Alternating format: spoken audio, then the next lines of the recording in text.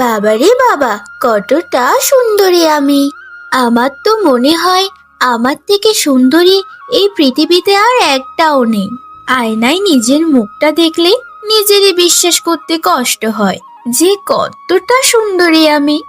আমার তো খুব বড় একটা স্বপ্ন আছে। আমার একটা ধনী পরিবারে বিয়ে হবে, আর আমার গায়ে জড়ানো থাকবে কোটি কোটি টাকার সোনা, হীরা আর অলংকার। এসব স্বপ্ন যে কবে সত্যি হবে! এ বাড়িতে এত অল্প দামের কাপড় চোপড় পরতে তো আমার একদমই ভালো লাগে না, আর আমাকে মানায়ও না এসব। ঈশ্বরের কাছে একটাই চাওয়া, যেন খুব ভালো একটা সম্বন্ধ খুব তাড়াতাড়ি চলে আসে। উফ, বাবাকে আবার বলতে হবে যে আগামীকালকে আমার কিছু সাজ সরঞ্জামের জিনিস লাগবে, খুব তাড়াতাড়ি যেন আমাকে এনে দেয়। আর মা তো আছে, সারা দিনই বলতে থাকে আমি নাকি একটুও কাজ করি না, আমি নাকি অকর্মণ্য, আমি এই আমি সেই। আমার পরিবার তো আমার সৌন্দর্যের কদরই দিতে জানে না, তারা তো শুধু বোঝে কাজ আর কাজ। কিন্তু আমি কেন কাজ করব? আমার এত সুন্দর রূপ কাজ করলে মলিন হয়ে যাবে না?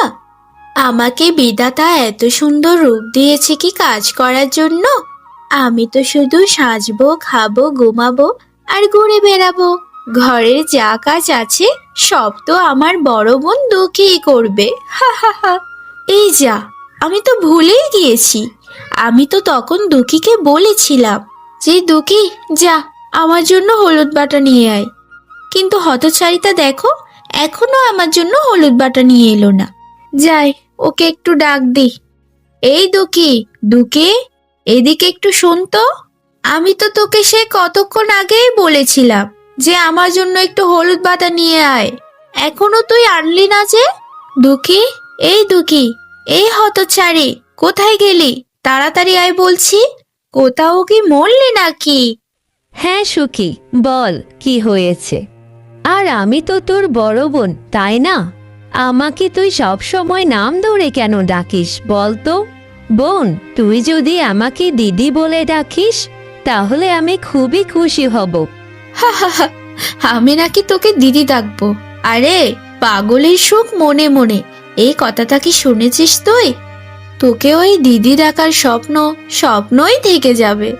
আমি তো তোকে কখনোই দিদি ডাকতে পারবো না। আরে নিজের চেহারাটা একবার আয়নায় দেখেছিস? কি বিচ্ছিরি দেখতে, কালি একদম। না না, কালি বললে কালিকে অপমান করা হবে। তুই তো হচ্ছিস কালো হাতি। হা হা হা হা। তোর রূপটা যদি আমার মতো 1% থাকতো না, তাহলেই তোকে আমি দিদি ডাকতাম। বোন রে, আমায় এত অপমান করিস না বোন, আমার যে একদমই সহ্য হচ্ছে না। যতই হোক আমি তো তোর বোন, তাই না? সুখী, বিধাতা যদি আমাকে কালো করে বানিয়ে পাঠায় তাতে আমার কি হাত আছে বল? আমি তো নিজের ইচ্ছায় কালো হয়ে আসিনি। ঘরের লোক যদি আমাকে এসব কথা বলে তাহলে বাইরের লোক আমাকে কি বলবে বল তুই? আচ্ছা, এসব কথা না হয় বাদ দে, বল তো আমাকে কি জন্য ডেকেছিস? তোকে কি জন্য ডেকেছিলাম সেটা কি তোর মনে নেই নাকি? তোকে তো বলেইছিলাম যে আমার জন্য হলুদ বাটা নিয়ে আসতে। ইদানিং দেখছি তুই সবকিছুই ভুলে যাচ্ছিস। এই কালি, তোর মন কোথায় থাকে বল তো? আসলে আমি একটু রান্নার কাজ করছিলাম, তাই ভুলে গেছি। দয়া করে আমাকে ক্ষমা করবেন। আমি এক্ষুনি তোর জন্য হলুদ বাটা নিয়ে আসছি। এই তো, বেশিক্ষণ লাগবে না, 2 মিনিট সময় দে আমাকে। আচ্ছা ঠিক আছে ঠিক আছে, এত ন্যাকামো করতে হবে না। যা, তোকে 2 মিনিট সময় দিলাম।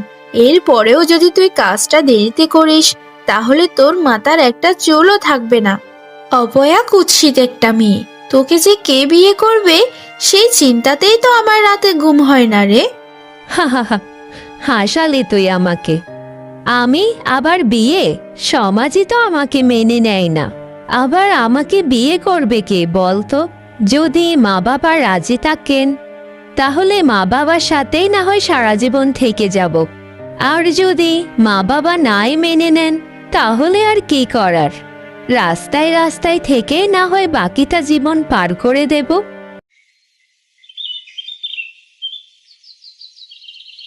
মা, তোমাকে আমি আর কতবার বলবো বলো তো, যে ওই কালী দুঃখীর সাথে একসাথে বসে আমি কখনোই খাবার খেতে চাই না। আর বাবা, তোমাকেও বলি হারি, আর কতদিন বলতে হবে তোমায় বলো তো, যে আমার জন্য একটা আলাদা করে টেবিল বানিয়ে দাও। আমার মতো অত সুন্দর রাজকুমারীর মতো একটা দেখতে মেয়ে, সে কি নিচে বসে খাবার খেতে পারে? এটা তো আসলে মেনে নেওয়াই যায় না। তোমরা তো আমার একটা কথাও কোনোদিন রাখো না। আমি এখন আর খাবার খাবো না। দুঃখীকে এক্ষুনি এখান থেকে উঠে যেতে বলো। সত্যি বলতে, ওর মুখটা দেখলে কেমন জানি আমার গাটা ঘিন ঘিন করে। বোন সুখী, আমিও তো একটা মানুষ, বল।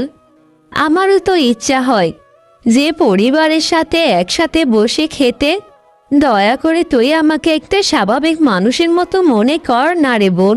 গায়ের রং দিয়ে আর কত বিচার করবি বোন? আমি মানলাম যে তুই অনেক সুন্দরী, তোর মতো সুন্দরী এই পৃথিবীতে বোধ হয় একটিও নেই, কিন্তু তাই বলে তুই নিজের মায়ের পেটের বোনকে অস্বীকার করবি? এই দুঃখী, আমার সাথে ভালোভাবে কথা বল। আর আমার সাথে কথা বলার সময় নিচু গলায় কথা বলবি। তুই নিজে দুটো কাজ করিস বলে খুব বড় মনে করিস নিজেকে, না? সুখী, এসব কি বলছিস তুই বল তো? সব সময় দুঃখীর সাথে এত বাজে ব্যবহার কেন করিস তুই? দুঃখীর সাথে খাবার খাবি না ঠিক আছে, কিন্তু খাবারগুলো তো ওর হাতেই বানানো। ওর হাতের বানানো খাবারগুলো খেতে তোর কি লজ্জা লাগছে না? ওইভাবে বিবেচনা করলে তোরই তো উঠে যাওয়া উচিত। দুঃখীর হাতের খাবারগুলো খেতে তোর লজ্জা লাগে না? ও আচ্ছা, এখন তাহলে তুমিও মেয়ের পক্ষ নিয়ে কথা বলছো, তাই না? আমার এই সৌন্দর্যের কদর পুরো এলাকাবাসী দেয়, শুধু তোমরা ছাড়া। দুঃখী দুটো ঘরের কাজ করে দেখে তোমরা তাকে মাথায় তুলে নাচো। আমি তো আর কাজ করতে পারি না, তাই মাথায় উঠে নাচতেও জানি না। এসব কি হচ্ছে সুখী দুঃখী? তোরা এবার ঝগড়াটা একটু বন্ধ কর। সারাটা দিন মাঠে কাজ করি, তারপর ঘরে এসে তোদের ঝগড়া শুনতে হয় আমাকে। আর কত ঝগড়া করবি বলতো? তোরা তো হচ্ছিস আপন বোন। তোদের যখন বিয়ে হয়ে যাবে তখন দেখিস দুজনকে দুজনের খুব মনে পড়বে। শোনো বাবা, আমার কখনোই কাউকে মনে পড়বে না, বুঝেছো? আর ওর মতো কালী একটা মেয়ে, তার কথা তো আমি কখনোই মনে করব না। তাকে তো আমার বোন বলতেও লজ্জা লাগে। আমি কোনোদিনও মানুষের কাছে স্বীকার করব না যে ও আমার বোন, কারণ আমি হচ্ছি অসাধারণ সুন্দরী, আর দুঃখী তো আমার নোকেরও যোগ্য নয়।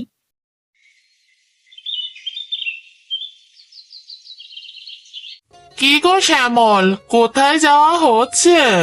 তোমার সাথে তো আমার কিছু জরুরি কথা ছিল গো। একটু বাজারের দিকে যাচ্ছি। বলুন না, বলুন রতন ভাই, কি বলবেন? পাশের গ্রামে খুবই প্রভাবশালী একজন ব্যক্তি আছে গো, যিনি তোমার মেয়েকে বিয়ে করতে চায়। তোমার ছোট মেয়েকে তারা কোথায় জানি দেখেছে, দেখে তো তার পুরো পরিবারই পাগল হয়ে গেছে। বলছিল যে এত সুন্দর মেয়ে তারা জীবনেও দেখেনি। সেটা তো বুঝলামই ভাই, কিন্তু একটা বিষয় তো আছে। আমার বড় মেয়ের যে এখনো বিয়ে হয়নি, বড় মেয়েকে রেখে কিভাবে ছোট মেয়েকে বিয়ে দিই বলুন তো? শ্যামল মিয়া, একবার ভেবে দেখো, বারবার কিন্তু এরকম সুযোগ পাবে না। আগে ছোটটাকে বিয়ে দিয়ে দাও, তারপর না হয় বড়টাকে দিও। আর তোমার বড় মেয়ের যা অবস্থা, তাকে যে কোথাও বিয়ে দিতে পারবে সেটাতেও তো আমার সন্দেহ হয়। মেয়েটা যখন আমার, তখন কেউ যদি বিয়ে না করে তখন সারা জীবন তো আমার কাছেই থাকবে। এইসব নিয়ে আমি কোনো পরোয়া করি না রতন ভাই। ঠিক আছে, তাহলে মেয়েকে তোমরা কাল তৈরি রেখো, দুপুরের দিকে ছেলে পক্ষ দেখতে যাবে। আচ্ছা রতন ভাই, তাহলে আমি এখন আসি, কেমন?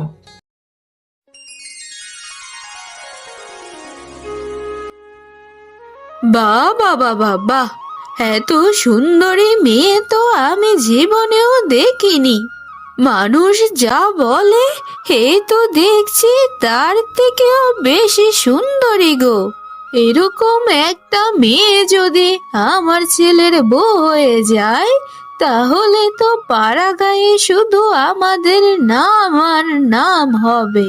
এই মেয়েকে আমার এতটাই পছন্দ হয়েছে যে মেয়ের পা থেকে মাথা পর্যন্ত সোনায় মুড়িয়ে আমার বৌমা করে নিয়ে যাব আমার বাড়িতে।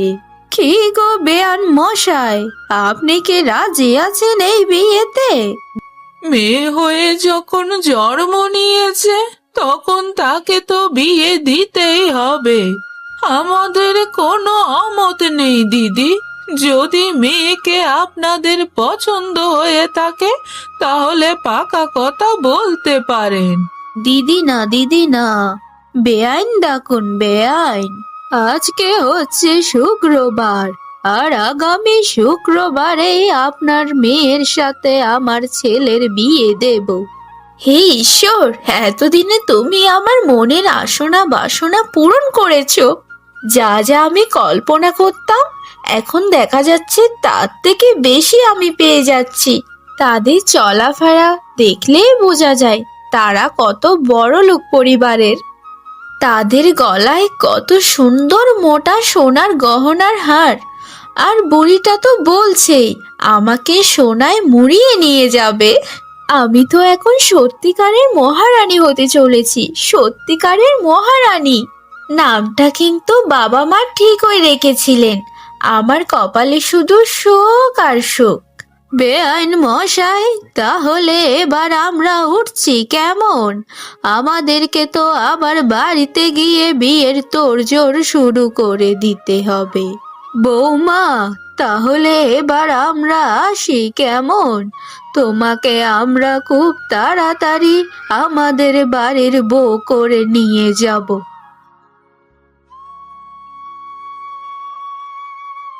আহা, নিজেকে আমি নতুন রূপে দেখতে পাচ্ছি। আমার শরীর ভর্তি শুধু গহনা আর গহনা, সোনা আর সোনা। আমি তো এটাই স্বপ্ন দেখতাম সারা জীবন, যে আমার অনেক ধনী পরিবারে বিয়ে হবে, আমার গা ভর্তি শুধু গয়নাই থাকবে। দেখো দেখো আমাকে কত সুন্দর দেখা যাচ্ছে, যেন মনে হচ্ছে কোনো এক রাজকুমারী। না না না, রাজকুমারী নয়, রানী। আমি হচ্ছি এই বড়লোক বাড়ির একমাত্র রানী। যাক, আমার তো বিয়ে হয়ে গেছে, এখন আমি দুঃখীর শুধু রংটা দেখতে চাই। বেচারি দুঃখী, না আছে রূপ না আছে সৌন্দর্য, তোকে কে বিয়ে করবে রে? ইস, ভাবতেও আমার কেমন জানি লাগছে। হা হা হা হা হা। আগামীকাল ওনাকে বলবো যে আমার জন্য দুটো পায়ের সোনার মল বানিয়ে আনতে। এত সুখ, এত স্বাচ্ছন্দ্য এতদিন কোথায় ছিল? আমি অনেক খুশি, অনেক খুশি। হা হা হা হা।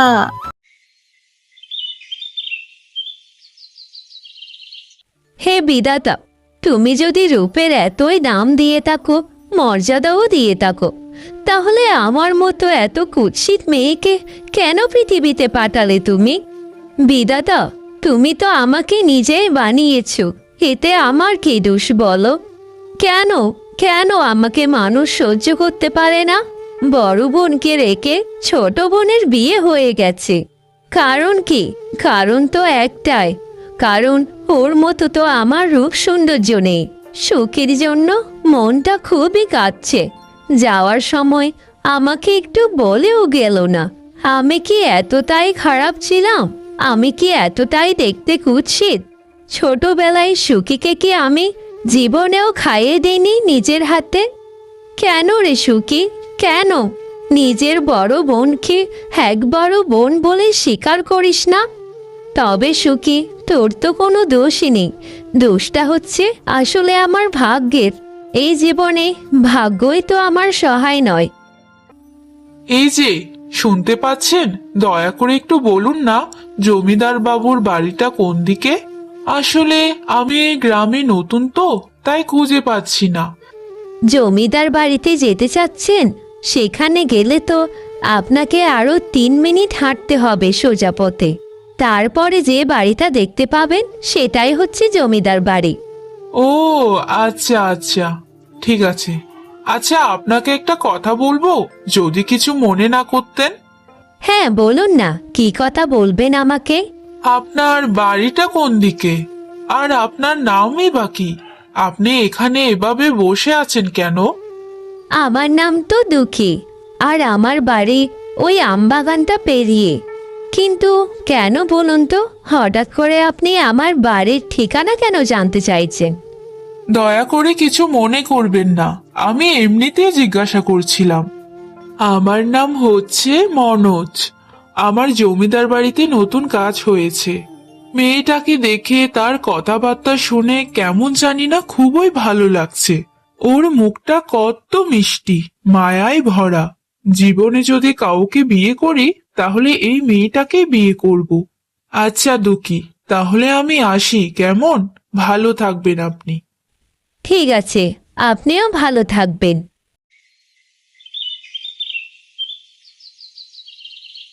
কি গো কাকিমা, কেমন আছেন?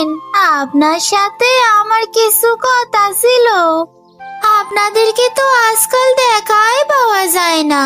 সেই বড় মেয়েকে রেখে শেষমেশ ছোটটাকে বিয়ে দিয়ে দিলেন। আমি তো বাড়িতেই ছিলাম না, আর আপনি নাকি আমাদেরকে দাওয়াতও দিয়েছিলেন। আমি তো আসলে বাপের বাড়িতে গিয়েছিলাম, বাবার শরীরটা একটু খারাপ ছিল তো, তাই।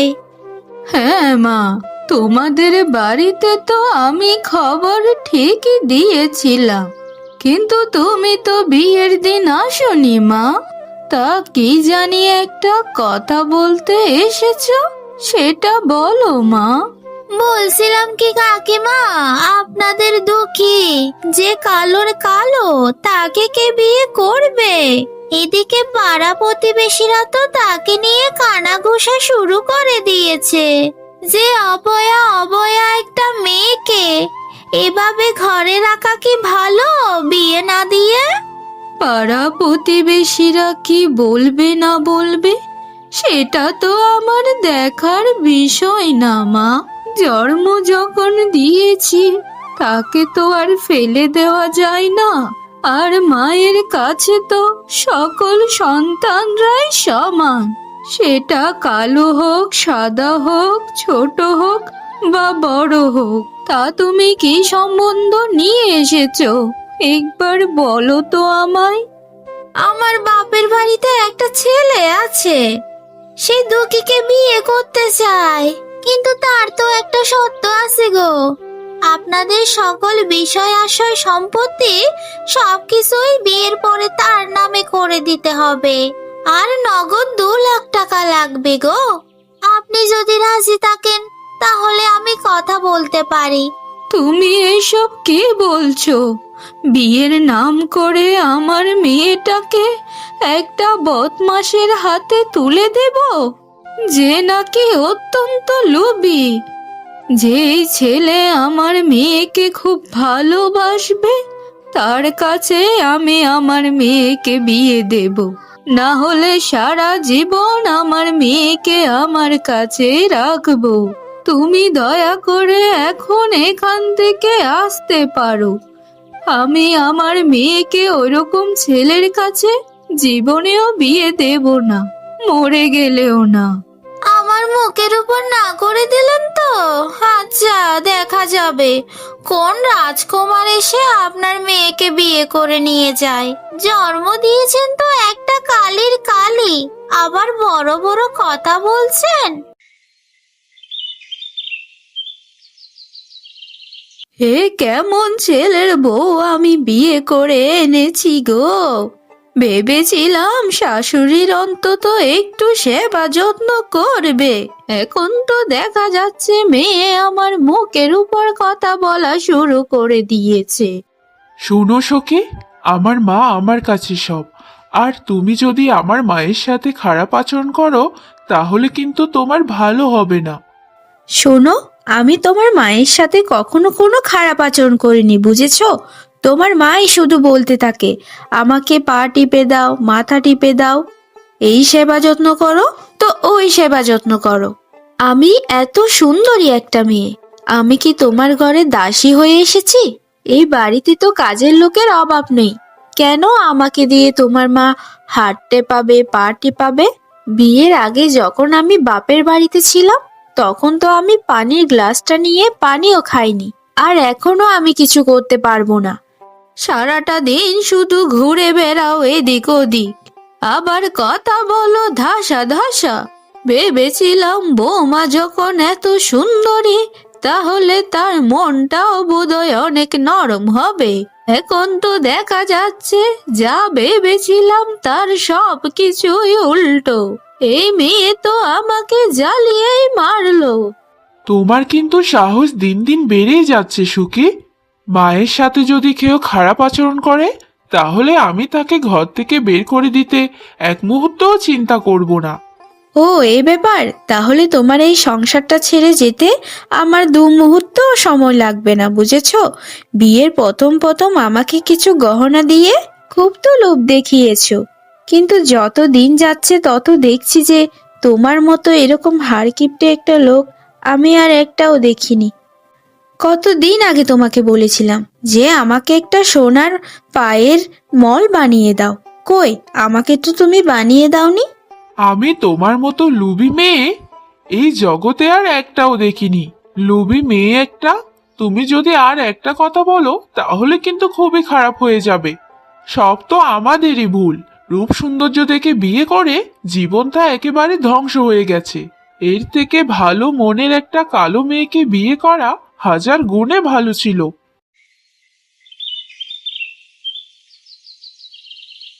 আচ্ছা, এটা কি দুঃখীদের বাড়ি? হ্যাঁ বাবা, এটা দুঃখীদেরই বাড়ি। কিন্তু দুঃখীকে তুমি কি করে চেনো বলো তো? আসলে কিছুদিন আগে আমার দুঃখীর সাথে দেখা হয়েছিল, তাই আমি আপনাদেরকে একটা কথা বলতে এসেছিলাম। হ্যাঁ বাবা, কি কথা বলবে বলতে পারো। আসলে দুঃখীকে আমি যেদিন প্রথম দেখেছিলাম, সেদিনই আমি দুঃখীকে পছন্দ করে ফেলেছিলাম। আপনারা যদি রাজি থাকেন, তাহলে আমি দুঃখীকে বিয়ে করতে চাই। আমি আপনাদেরকে কথা দিচ্ছি, আমি দুঃখীকে জীবনেও কোনো কষ্ট পেতে দেব না। না রে বাবা, আমার দুঃখী তো অনেক কালো। তার গায়ের রং এত কালো যে লোকে তাকে কুৎসিত বলে। তোমার মতো এরকম সুদর্শন ছেলের পাশে ওকে তো একদমই মানাবে না বাবা। আমাদেরকে ক্ষমা করো বাবা, আমরা তোমার সাথে দুঃখীকে বিয়ে দিতে পারবো না। আপনাদের কাছে আমি হাত জোর করে চাইছি, দয়া করে দুঃখীকে আমাকে ভিক্ষা দিন। আমি দুঃখীকে সত্যিই খুব ভালোবাসি। আমি গরিব হতে পারি, কিন্তু আমি মিথ্যাবাদী নই। ঠিক আছে বাবা, তুমি যখন এত করে বলছো, তোমার অনুরোধটা ফেলে কি করে? যাও, তোমার সাথে দুঃখীর বিয়ে হবে। তবে বাবা, একটা কথা মনে রেখো, আমার মেয়েটা খুবই ভোলাভালা। তাকে খুব সুখে রেখো বাবা, এতে তোমারই মঙ্গল হবে। আগামী কালই দুঃখীর সাথে তোমার বিয়ে দিয়ে দেব।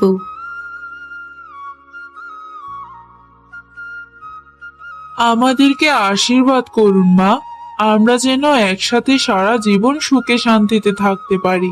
তোমাদেরকে আশীর্বাদ করলাম বাবা। যাও, তোমরা সারা জীবন খুবই সুখে থেকো। এবার দুঃখীকে নিয়ে তোমার বাড়িতে চলে যাও। যাও বাবা। এই যে ছোট্ট কুঁড়েঘরটা দেখতে পাচ্ছ দুঃখী, এখন থেকে তো আমরা এখানেই থাকবো। তুমি কি এখানে থাকতে পারবে দুঃখী? ভালোবাসা, সম্মান, বিশ্বাস থাকলে তোমার সাথে তো আমি গাছতলাতেও থাকতে রাজি আছি। কিন্তু তুমি আমাকে একটা কথা বলো তো, তুমি আমাকে কেন বিয়ে করলে? আমার না আছে কোনো রূপ, আর না আছে কোনো সৌন্দর্য। তোমার পাশে দাঁড়ালে যে আমাকে বড্ড বেমানান লাগবে। আমার কাছে তুমি হচ্ছ পৃথিবীর সবচেয়ে সুন্দরী নারী। আমার কাছে তুমি এতটাই সুন্দরী নারী যে তোমার পাশে আমার নিজেকেই বেমানান লাগে। না গো, তুমি এমন করে বলো না।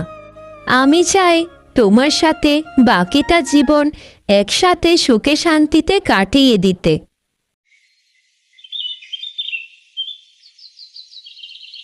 বেরিয়ে যা বলছি, তুই এক্ষুনি আমার বাড়ি থেকে বেরিয়ে যা। যা, তোর রূপ সৌন্দর্য ধুয়ে তুই পানি খা। আমার ছেলেকে তো আমি আর একটা ভালো মেয়ে দেখে বিয়ে করাবো। তোর মতো সুন্দরী আর অহংকারী মেয়ে আমার দরকার নেই। তুই কোনোদিনও আর এ বাড়িতে আসবি না, কোনোদিনও না। আমার ছেলে তোকে তালাক দেবে। আমাকে এভাবে তোমরা ফেলে দিও না, আমাকে একটি বার অন্তত সুযোগ দাও। না না না না, তোকে আর কোনো সুযোগই আমরা দেব না। তাড়াতাড়ি এখান থেকে বেরিয়ে যা, না হলে কিন্তু একটা মারও তোর মাটিতে পড়বে না। অসভ্য মেয়ে একটা, সারাদিন কারো কোনো কথা শুনিস না, শুধু স্বর্ণ স্বর্ণ করিস। তুই এতটাই লুবি যে কাউকে না করিস সম্মান আর কাউকে না করিস শ্রদ্ধা। এই সকল হচ্ছে আমার অন্যায়ের ফল। দুঃখীর সাথে যা যা অন্যায় করেছি জীবনে, তার সকল কিছুই বিধাতা ফিরিয়ে দিচ্ছেন। আমাকে তুই ক্ষমা করে দিস দুঃখী, ক্ষমা করে দিস।